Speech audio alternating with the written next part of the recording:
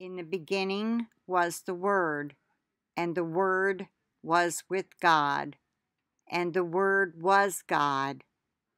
He was in the beginning with God.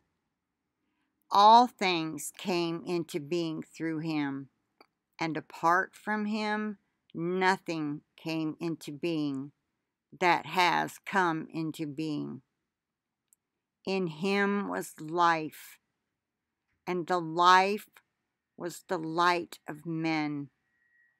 The light shines in the darkness, and the darkness did not comprehend it, which also means the darkness did not overpower it.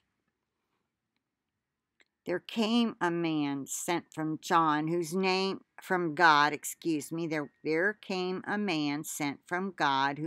was John. He came as a witness to testify about the light, so that all might believe through him. He was not the light, but he came to testify about the light.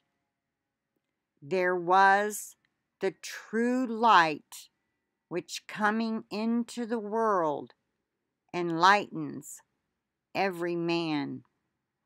And this picture that I'm showing you, men have proven, Israeli scientists, if I'm not mistaken, took this picture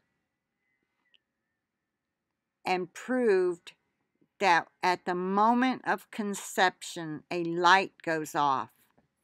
Isn't that something? A miraculous light. When a man's sperm meets an egg and a baby is formed, a light goes off. Moving on. He was in the world, and the world was made through him, and the world did not know him. He came to his own, and those who were his own did not receive him. But as many as received him, to them he gave the right to become children of God, even to those who believe in his name, who were born not of blood, or literally of bloodlines, nor of the will of the flesh, nor of the will of man, but of God. And the Word became flesh and dwelt among us, and we saw his glory, as of the only begotten from the Father, full of grace and truth.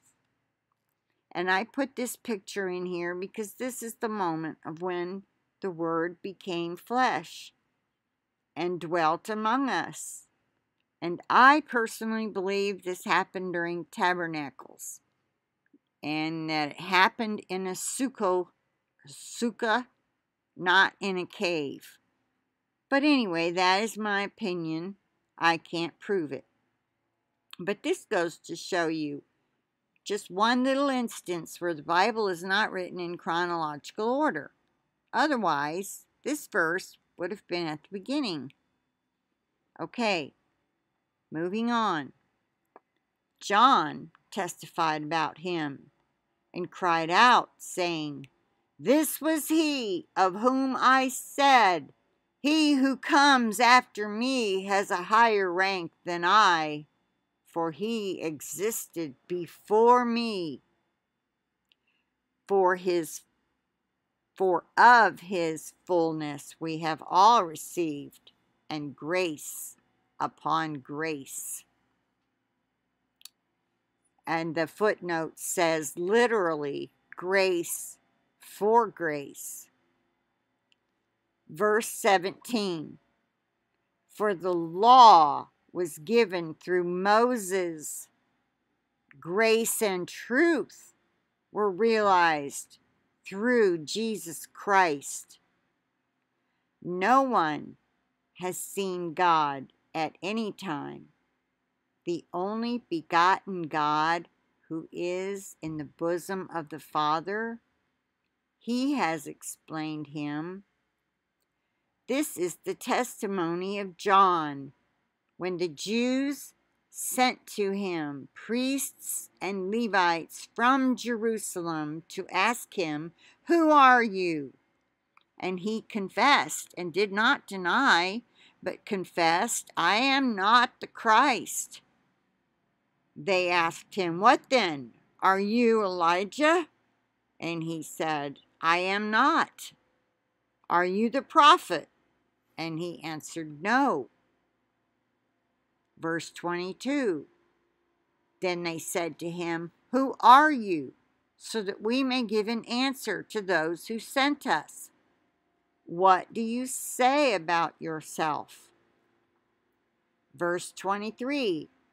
He said, "I am a voice of one crying in the wilderness, 'Make straight the way of the Lord,' as Isaiah the prophet said."